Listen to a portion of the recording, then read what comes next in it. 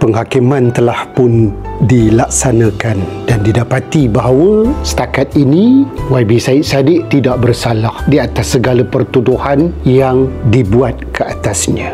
Jadi inilah koma kehidupan kita di atas muka bumi ini. Bila kita fikirkan balik, bukan semua orang suka kita. Kadang-kadang kita ni terdedah kepada pertuduhan-pertuduhan, terdedah kepada sangka buruk manusia. Tambah-tambah pula kalau manusia itu tak selesa ataupun terancam. Ini di antara faktor penggalak. Orang-orang yang macam ini akan membuat pertuduhan, membuat aduan, membuat ancaman dan sebagainya. Hidup ini mudah. Apa yang kita cari dalam hidup ini adalah yang pertama sekali keredaan Allah Subhanahu Wa Taala. Kenapa kita hidup? Tiap daripada kita menyedut udara secara percuma, melangkah setiap hari mencari rezeki atau mencari sesuap nasi. Bukan semua orang faham bahawa kehidupan ini sebenarnya adalah merupakan ujian di setiap ketika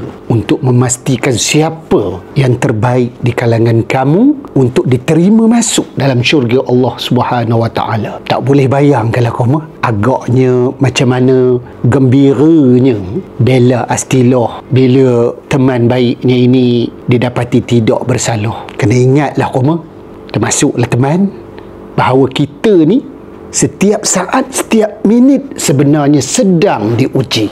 Adakah manusia-manusia ni sebenarnya sedar tentang benda ini?